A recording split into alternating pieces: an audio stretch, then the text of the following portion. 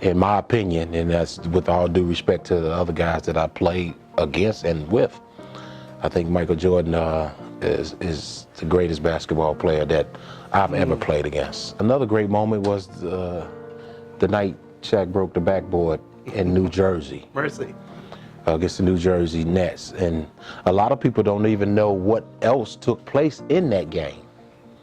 All they know is Shaq broke the backboard. Really?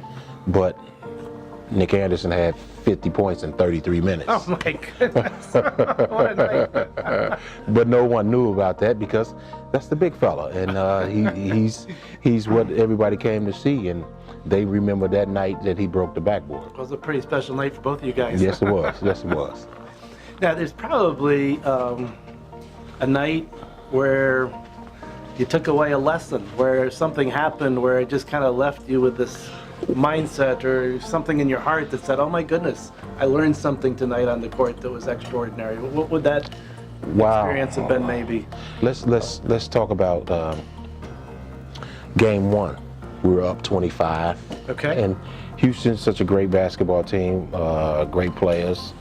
They came storming back in the closing moments of the game. I had the opportunity, not once but twice. I got fouled, went to the line, missed 2 free throws, then came back a couple of plays later and missed 2 more.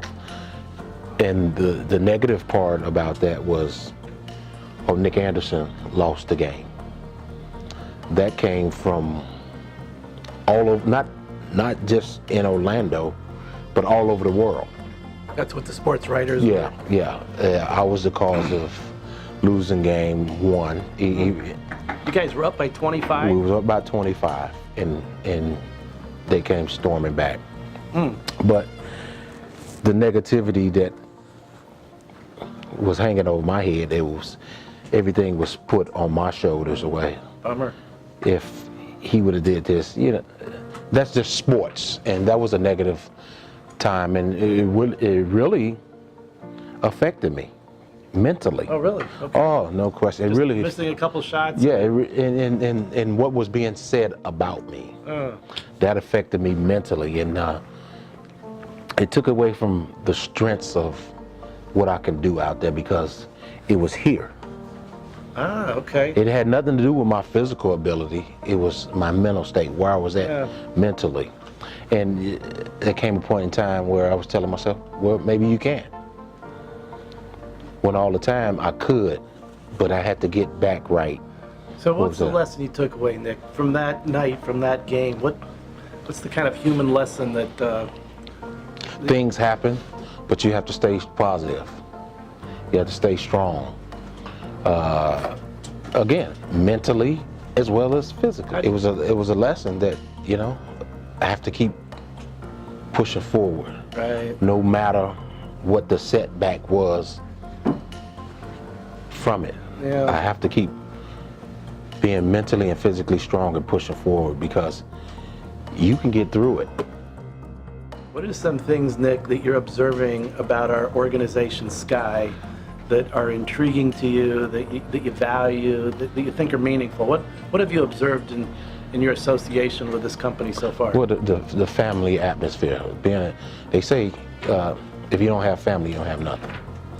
And the family atmosphere, everybody together as one, helping each other out, and the energy, the respect, all that comes in the factor of what you're trying to do. And I like to be around family, and I can say this is a family atmosphere, and this is what I want to be involved in, is a family atmosphere. God bless you, man. We're so glad you feel that way. We're sitting in a room right now where there's a bunch of equipment. Guys behind us are working on legs and arms. Yeah. They're doing that for our patients, for the patients of Sky that have lost a limb, have had an amputation. Yeah. So these folks, man, they've had some complications. When you think about lessons in life you've learned on the court, how do you sort of bridge that to life when you lose an arm, life when you lose a leg? Well, each patient, each person that may be going through something like that, to lose an arm, a leg, whatever limb it may be, there is some type of negativity or doubt that they may have in their mind at that time. Sure. Okay. And it centered itself. Yesterday, I was a whole. I was a whole person. Right. And now, maybe a few hours later or the next day, I don't have that. And in their head, some point, somewhere in there's a lot of doubt saying that, you know, I want to quit. Why? What do I have to do? Why am I going on? Why? You know, there's some type of doubt somewhere in there.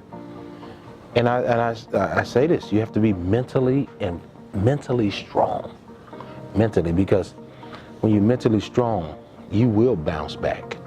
Is there a choice? I mean, does a person get to choose whether they're going to bounce back or not bounce back, or does it take a special person to bounce back? A special person, it can happen to any person. Everybody has the right to bounce back? Everybody has the right to bounce back. Listen to this. Terry, if you can look up, you can get up. All right, I love it. If you can look up, you can get up. It's up to you. Do I stop here? Keep going forward.